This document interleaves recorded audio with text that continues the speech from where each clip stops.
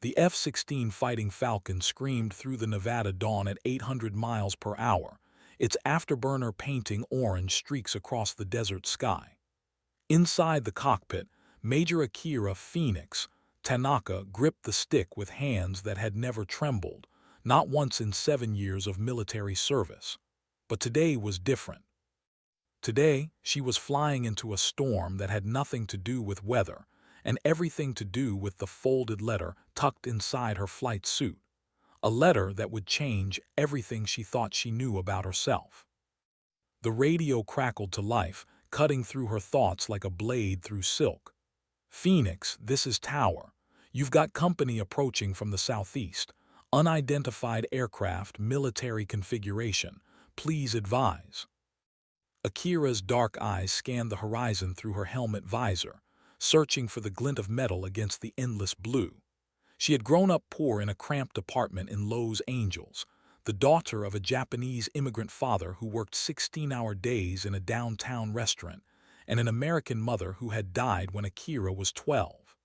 Flying had been her escape, her salvation, her way out of a life that seemed determined to keep her grounded. Now, at 29, she was one of only 14 female fighter pilots in the entire Air Force, and one of exactly 3 who weren't white.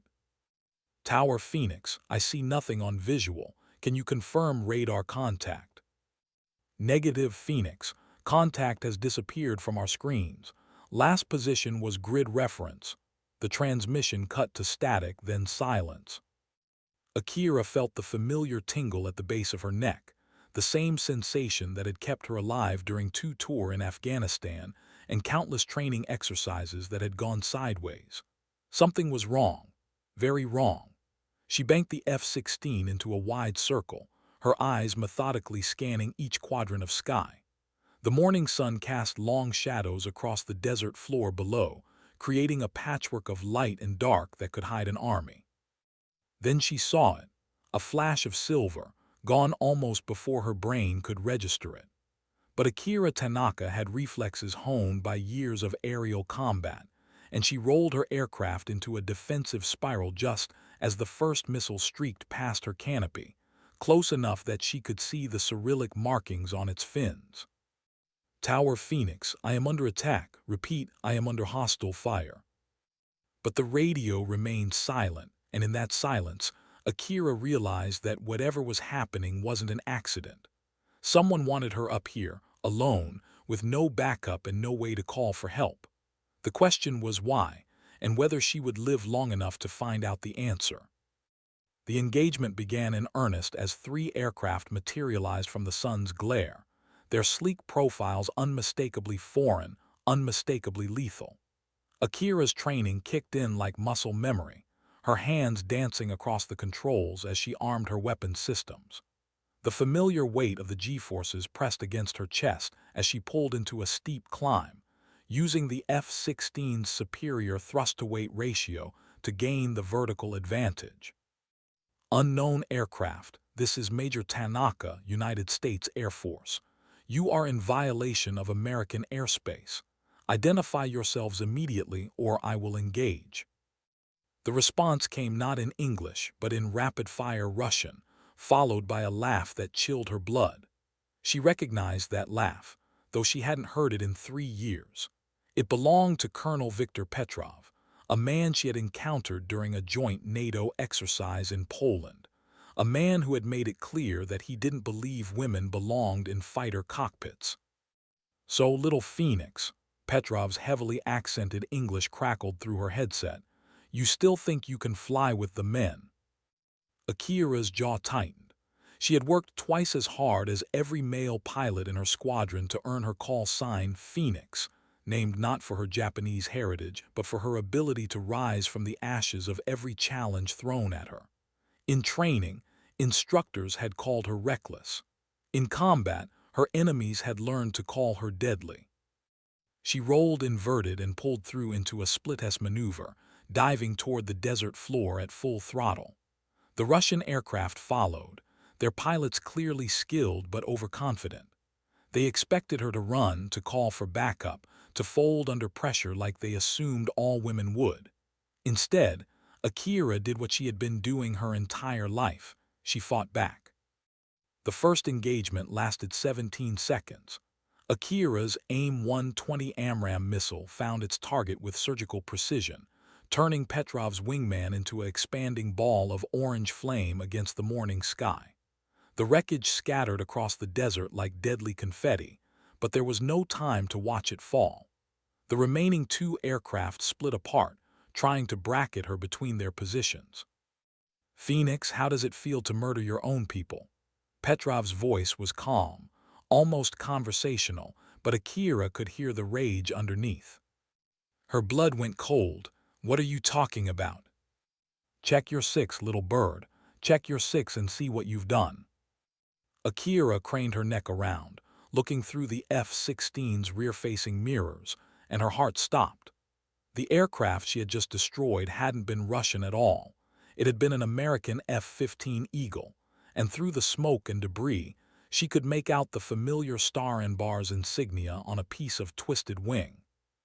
The desert floor 20,000 feet below suddenly seemed to be rushing up toward her as the world tilted sideways. She had just shot down one of her own. In the chaos of aerial combat, with the sun at the wrong angle and adrenaline flooding her system, she had made the mistake every fighter pilot dreaded most. The kill that would haunt her forever had taken exactly 17 seconds to complete, but its consequences would last the rest of her life. Petrov's laughter filled her headset like poison. "Now you understand, Phoenix. Now you know what this is really about." But Akira didn't understand. Not yet. All she knew was that she had been set up, manipulated into a situation where success and failure looked exactly the same. Someone had orchestrated this entire encounter, from the mysterious radar contact to the perfectly timed appearance of aircraft that looked foreign but flew with American souls inside them. She keyed her radio, trying once more to raise the control tower. "Mayday, Mayday, this is Phoenix. I have a friendly fire incident. I repeat, friendly fire. I need immediate assistance." Static answered her, along with Petrov's continued laughter. The remaining Russian aircraft closed in from both sides, their intentions clear. They weren't here to capture her or force her to land. They were here to eliminate a witness. Akira Tanaka, call sign Phoenix, was supposed to die in this engagement, another casualty of a training accident gone wrong. The perfect cover-up for whatever larger operation was unfolding. But Phoenix had earned her name by refusing to stay dead. She pulled her F-16 into a vertical climb, using every ounce of the aircraft's performance envelope to separate from her pursuers. The twin General Electric engines roared behind her, pushing her toward the edge of space where the sky turned from blue to black and the earth curved away like a distant memory. At 40,000 feet, she rolled inverted and looked down at the two aircraft following her climb. They were Sukhoi Su-35 flankers. She realized now, their twin tails and distinctive canard forewings unmistakable at this distance. Beautiful aircraft, flown by pilots who were undoubtedly skilled, but they were about to learn why the F-16 had earned its reputation as one of the deadliest fighters ever built. Akira pushed the stick forward and dove. The next 60 seconds unfolded like a deadly ballet choreographed by physics and desperation.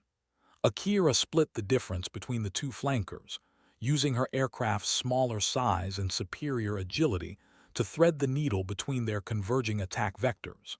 Her second AMRAAM took the left-hand flanker in the engine intake, sending it tumbling earthward in a spiral of smoke and flame. That left Petrov alone now, his wingmen reduced to scattered metal across 20 miles of desert. But instead of pressing his attack, he was climbing, gaining altitude and distance. Running. "This isn't over, Phoenix." His voice crackled through her headset one final time. "You have no idea what you've stumbled into, no idea who you really are."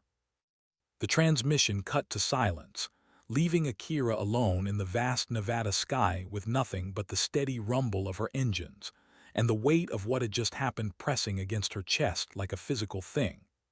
Below her, 3 separate columns of smoke rose from the desert floor, marking the graves of aircraft and pilots who had been alive just minutes ago. She thought about the letter tucked inside her flight suit, the one that had arrived 3 days ago with no return address and postmarks from cities she had never visited. The letter that contained information about her father that contradicted everything she had ever been told about her family's history. Information that suggested her father hadn't been just a restaurant worker, but something else entirely. Something that explained why Russian military aircraft were suddenly very interested in eliminating his daughter. The radio crackled back to life, startling her from her thoughts. But it wasn't the control tower or Petrov's voice she heard. It was something else entirely, a woman's voice, speaking in perfect, unaccented Japanese. "Phoenix, this is Guardian Angel. Do not return to base. Repeat, do not return to base. Your life is in immediate danger." Akira's hands tightened on the controls. Guardian Angel wasn't any call sign she recognized from the Air Force directory. And the woman's Japanese was too perfect, too formal, the kind of Japanese spoken by someone who had learned it as a native language, not picked it up from a parent or a textbook. "Guardian Angel, this is Phoenix. Identify yourself. How did you access this frequency?" "There's no time to explain, Major Tanaka. You need to listen very carefully. The aircraft you destroyed, they weren't random targets. They were sent specifically to eliminate you before you could learn the truth about your heritage, about what your father really was." The letter seemed to burn against Akira's chest. She had read it a dozen times in the past 3 days, memorizing every word, every implication. According to the anonymous sender, her father hadn't died in a car accident when she was 16. He had been murdered, killed by people who feared what he might pass on to his daughter. Not just knowledge, but access to something much more valuable. "Guardian Angel, I need proof. I need something more than anonymous voices and mysterious letters." "Check your fuel gauge, Phoenix." Akira's eyes flicked to her fuel indicator, and her blood went cold. According to the display, she had enough fuel for maybe 20 more minutes of flight time. But that was impossible. She had started this morning's sortie with full tanks, enough for 3 hours of normal operations. "Someone tampered with your aircraft before takeoff," Guardian Angel's voice continued. "They wanted you to run out of fuel over the desert, to crash far from any witnesses. The engagement with Petrov was meant to be your last flight, one way or another." The pieces were starting to fall into place, forming a pattern that made Akira's stomach clench with equal parts fear and rage. The mysterious radar contact that had disappeared from screens, the radio silence from the control tower, the perfect timing of Petrov's arrival, and now, the sabotaged fuel system that would ensure she never made it home to ask uncomfortable questions. "What do you want me to do?" she asked, her voice steady despite the chaos in her mind. "There's an abandoned airstrip 30 miles northeast of your current position. Grid reference 36.8235 north, 115.9775 west. Land there, and we'll extract you safely." Akira hesitated. Everything about this situation screamed trap, from the mysterious voice to the convenient rescue offer. But with her fuel running dangerously low and no way to verify the truth of anything she had been told, she was rapidly running out of options. She banked the F-16 toward the northeast, following the coordinates Guardian Angel had provided. The desert stretched out endlessly below her, broken only by the occasional dirt road or abandoned mining claim. If this was a trap, it was perfectly designed, isolated, with no witnesses and no chance of rescue. But as she crested a low ridge of hills, the airstrip came into view exactly where Guardian Angel had said it would be.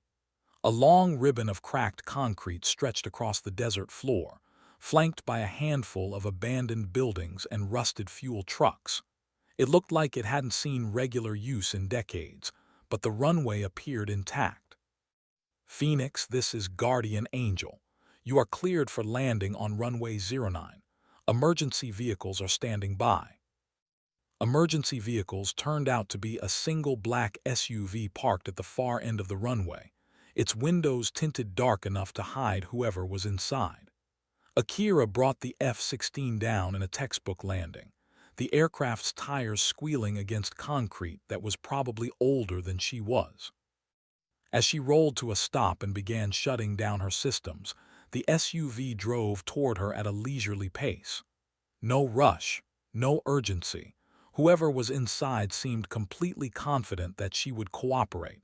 The arrogance of it made her teeth grind. The vehicle stopped 50 yards from her aircraft, and a single figure emerged from the passenger side. A woman, tall and elegant, wearing a perfectly tailored business suit that probably cost more than Akira made in 6 months.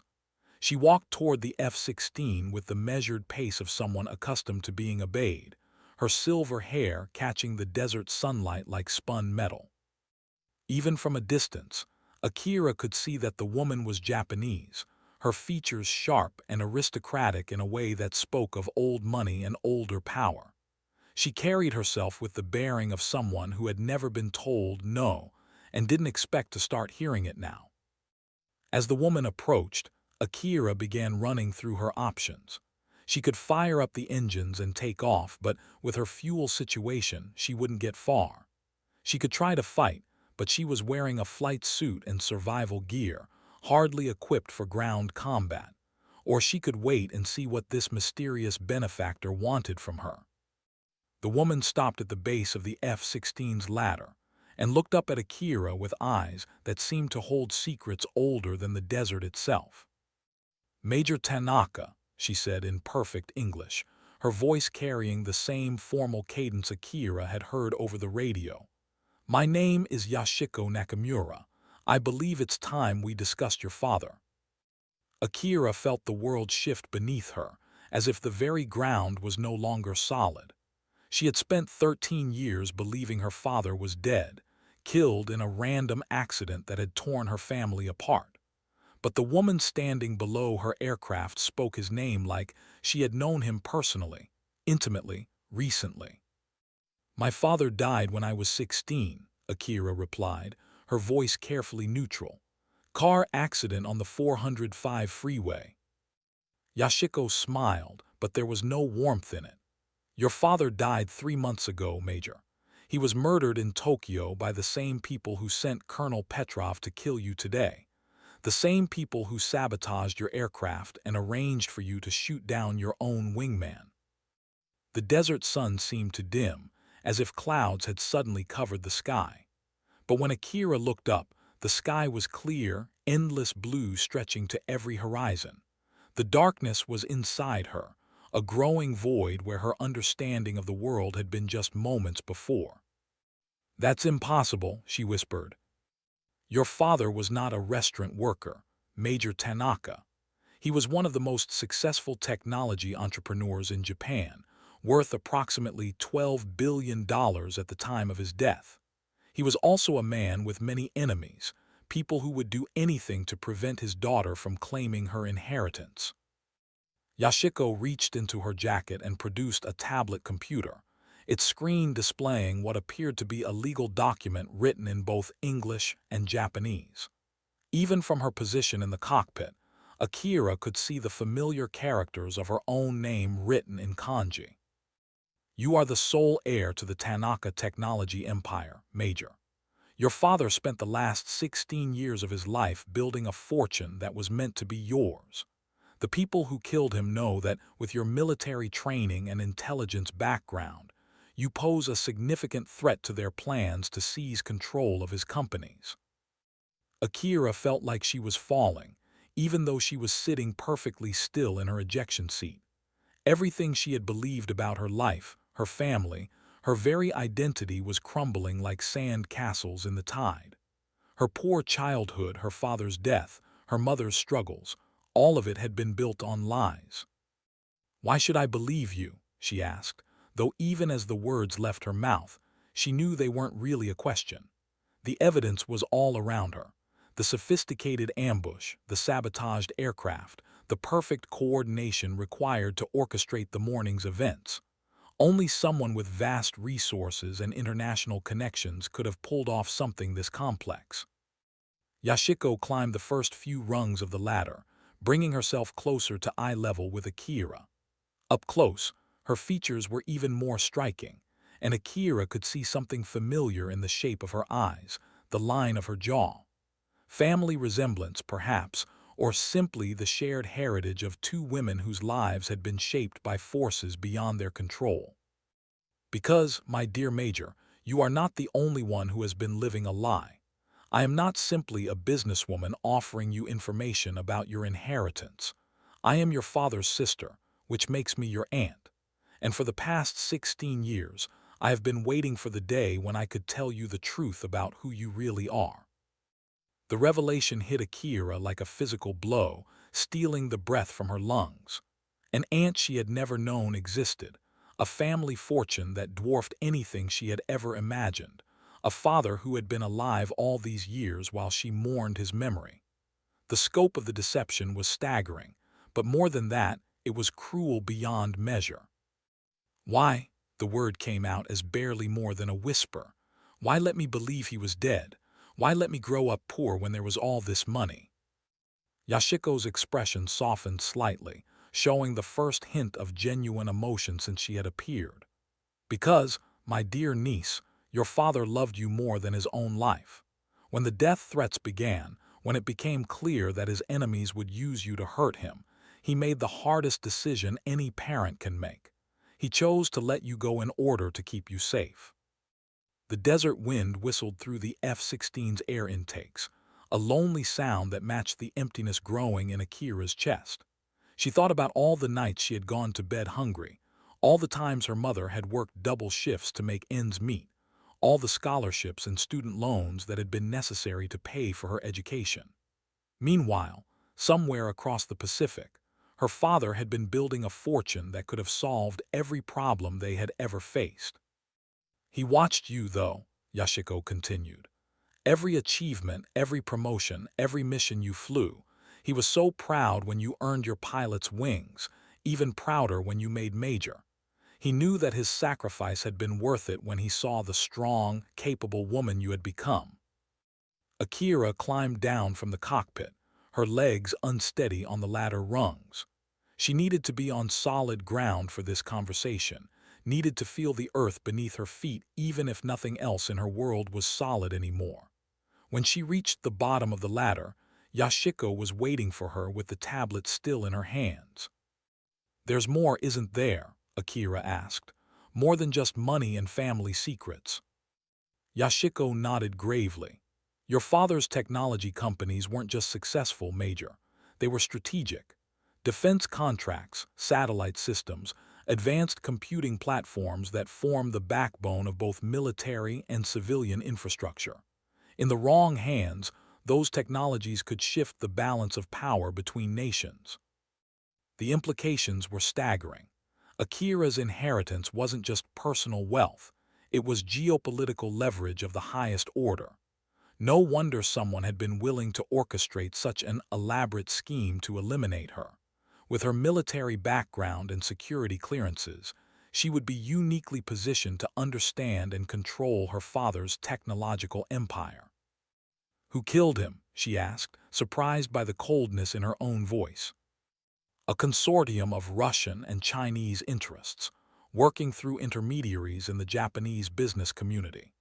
They've been systematically acquiring or destroying advanced technology companies throughout Asia, building a network that could give them significant advantages in any future conflict." Akira thought about Colonel Petrov's words during their engagement. "Check your six and see what you've done." The friendly fire incident hadn't been a tragic accident. It had been psychological warfare, designed to break her spirit before eliminating her entirely. They had wanted her to die knowing she had failed, knowing she had killed one of her own. "What happens now?" she asked. Yashiko smiled, and this time there was warmth in it, along with something that looked like pride. "Now, my dear niece, we fight back. Your father left detailed instructions for this moment, along with resources that will make our enemies regret the day they decided to threaten his daughter." She handed Akira the tablet, and when their fingers touched, Akira felt a jolt of connection that went beyond mere physical contact. Here was family she had never known existed, a woman who had been watching from the shadows for 16 years, waiting for the moment when the truth could finally be revealed. The document on the screen was indeed a will, but it was unlike anything Akira had ever seen before. In addition to the expected financial bequests and property transfers, it contained detailed intelligence reports on her father's enemies, strategic assessments of their weaknesses, and step-by-step plans for dismantling their operations. Your father was many things, Major Tanaka, but he was not a passive man. He spent years preparing for this day, building networks and gathering information that will allow you to strike back at the people who destroyed your family. Akira scrolled through page after page of documents, each one revealing new layers of the conspiracy that had shaped her life. Bank account numbers, corporate ownership structures, personnel files, communication intercepts. It was an intelligence analyst's dream and an enemy's worst nightmare. "There's a condition," Yashiko said softly. "Your father's will makes it clear that the inheritance comes with responsibilities. You cannot simply take the money and walk away. You must use these resources to ensure that no other family suffers what yours has suffered." The weight of it settled on Akira's shoulders like a cloak made of lead. She had joined the military to serve her country, to protect people who couldn't protect themselves. Now, she was being asked to take on an even greater responsibility, to become a guardian against threats that operated beyond the reach of conventional military or law enforcement. But as she looked at the evidence of her father's love and sacrifice displayed on the tablet screen, she felt something else settling alongside the weight, a sense of purpose that went deeper than any she had ever experienced. These people had stolen 16 years of her life with her father. They had murdered him to steal what he had built.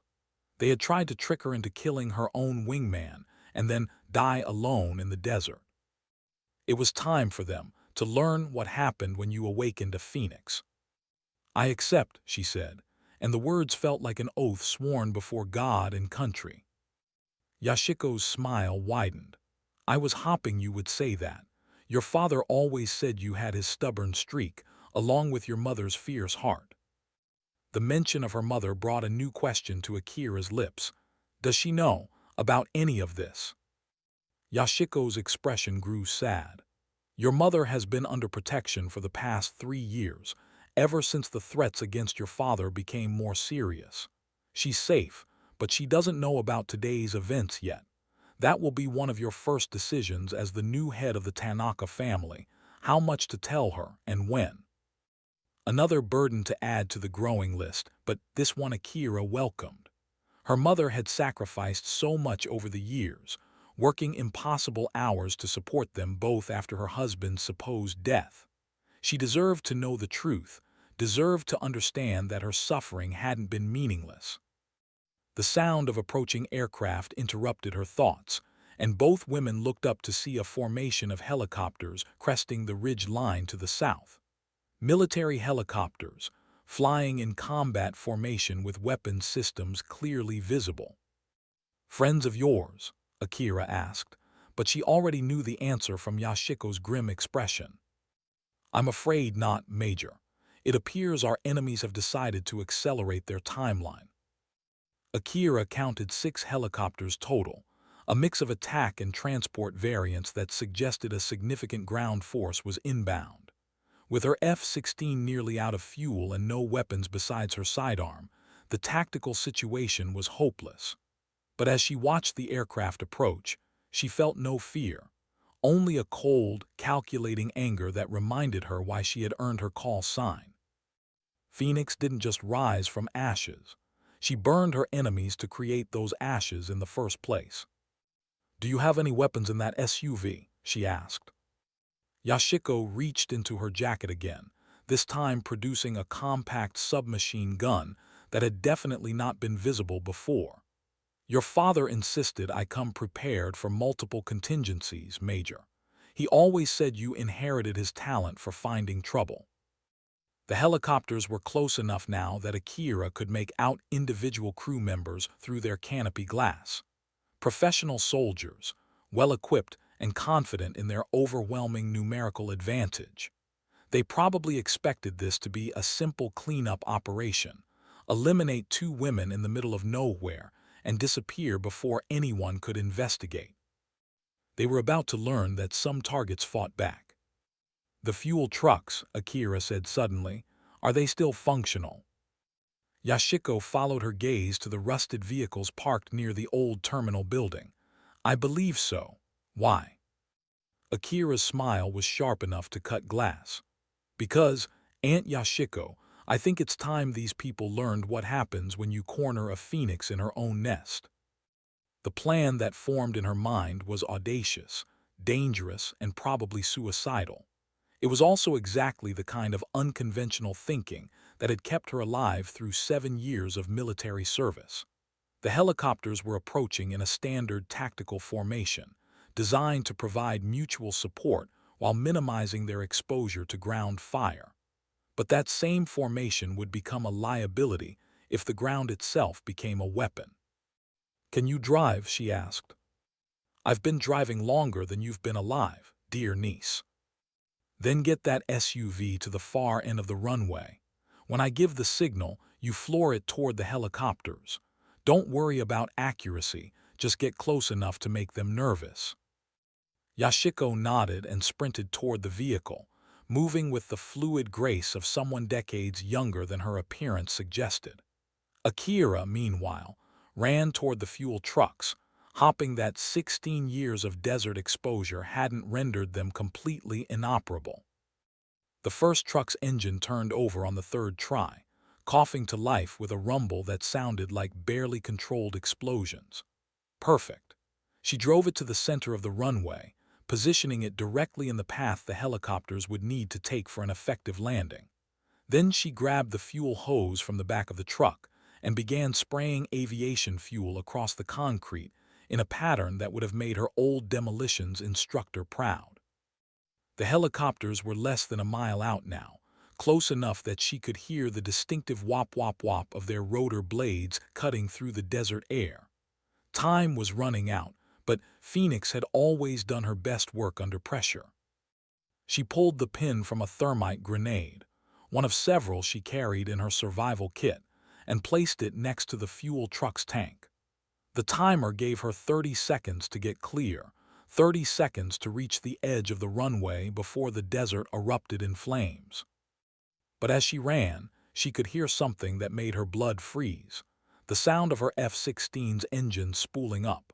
Someone had gotten into her cockpit, someone who knew how to start a military fighter jet.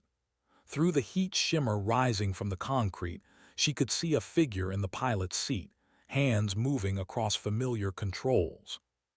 The aircraft began rolling forward, picking up speed as it moved down the runway toward the approaching helicopters.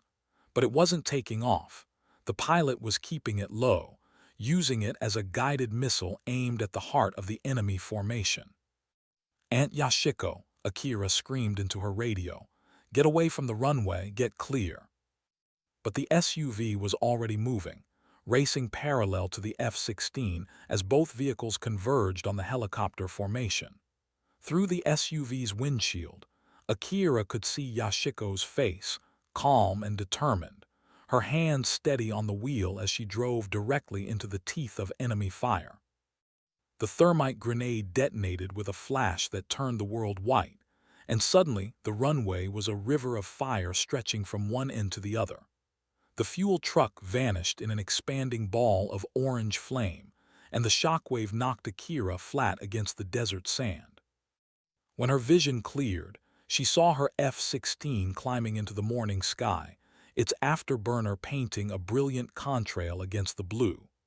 But instead of fleeing, the aircraft was turning back toward the helicopters, which had scattered in confusion as their landing zone became an inferno. The radio in Akira's survival kit crackled to life, and she heard her own voice speaking through the static. "Phoenix to all hostile aircraft. You wanted to see what a Phoenix could do. Watch and learn." But it wasn't her voice, not exactly. The accent was slightly different, the cadence more formal, and with a shock that hit her harder than any explosion, Akira realized who was flying her aircraft into battle. Her father. Somehow, impossibly, her father was alive and flying her F-16 against the people who had tried to destroy their family. The next 60 seconds redefined everything Akira thought she knew about air-to-air combat. Her F-16, flown by a man who had supposedly been dead for 13 years, carved through the helicopter formation like a sword through silk. The first two aircraft went down so quickly that Akira barely saw the missiles that destroyed them. The third tried to flee, but there was nowhere to run in the empty desert sky. When the smoke finally cleared, 6 helicopters had been reduced to scattered wreckage across 3 miles of sand and stone. The SUV sat motionless at the far end of the runway, its windshield starred with bullet holes but its occupant apparently uninjured. And high above, the F-16 circled like a metal hawk, its pilot's voice crackling through the radio with words that made Akira's heart stop. "Hello, my daughter. I believe we have much to discuss." The aircraft descended toward the runway with practiced precision, touching down exactly where Akira had lifted off less than an hour ago. As the engines wound down and the canopy opened, a figure in a flight suit climbed out of the cockpit, a man who looked exactly like the photographs Akira had treasured for 13 years, though perhaps a little older, a little more weathered by time and circumstance. Hiroshi Tanaka, her father, walked toward her across the fire-scorched runway like a man returning from the dead, which was exactly what he was. When he reached her, he pulled off his helmet and looked at her with eyes that held all the love and regret of 16 lost years. "I'm sorry, Akira-chan," he said in the same mixture of English and Japanese that had filled her childhood memories. "I'm sorry for everything, but I promise you, the lies are over now." Akira felt tears running down her cheeks, cutting tracks through the dust and smoke that coated her face. She had mourned this man for 13 years, had built her entire adult life around the hole his death had left in her world. And now he stood before her, real and solid and alive, offering explanations she wasn't sure she was ready to hear. But when he opened his arms, she stepped into his embrace without hesitation. And for the first time since she was 16 years old, Akira Tanaka felt like she was home. The reunion lasted exactly 37 seconds before the sound of more approaching aircraft forced them apart. But these helicopters bore American markings, and as they settled onto the undamaged portions of the runway, Akira could see familiar uniforms among their crews. "Rescue party?" she asked. "Cleanup crew," Yashiko replied, walking toward them from the SUV with her silver hair still perfectly arranged despite having just survived a pitched battle. "Your father's people have been monitoring this situation from the beginning. When the attack began, they alerted appropriate authorities. Appropriate authorities turned out to be a joint task force that included representatives from Air Force Intelligence, the CIA, and at least 2 other agencies whose acronyms Akira didn't recognize. They swarmed over the crash sites with the efficiency of people who had done this sort of thing before, collecting evidence and securing sensitive materials. But their leader, a woman in her 50s wearing the uniform of an Air Force colonel, walked directly to Akira with an expression that mixed professional respect with personal relief. "Major Tanaka," she said, extending her hand. "Colonel Sarah Martinez, Air Force Special Investigations. Are you injured?" "Negative, ma'am. But I need to report a friendly fire incident that occurred during the initial engagement." Colonel Martinez nodded gravely. "We're aware of the incident, Major. The aircraft you engaged was not, in fact, American. It was a Russian-manufactured fighter modified to appear as an F-15 Eagle. The pilot was killed, but he was not one of ours." The relief that flooded through Akira's chest was almost overwhelming. She hadn't killed a fellow American pilot after all. The entire engagement had been an elaborate deception designed to break her psychologically before eliminating her physically. The cruelty of it was breathtaking, but so was her relief at knowing she hadn't committed the one sin no fighter pilot could ever forgive. Major, Colonel Martinez continued, I need you to know that everything you've learned today, about your family, your inheritance, the threats against your life, all of it has been verified through multiple intelligence channels. Your father's death was indeed staged to protect both of you, and the attack this morning was a genuine attempt on your life. She paused, glancing at Hiroshi and Yashiko before continuing. I also need you to know that the Air Force is prepared to offer you a new assignment, one that would allow you to work closely with your family's business interests while continuing to serve your country. The offer hung in the air like morning mist, full of possibilities Akira couldn't quite see clearly. She looked at her father,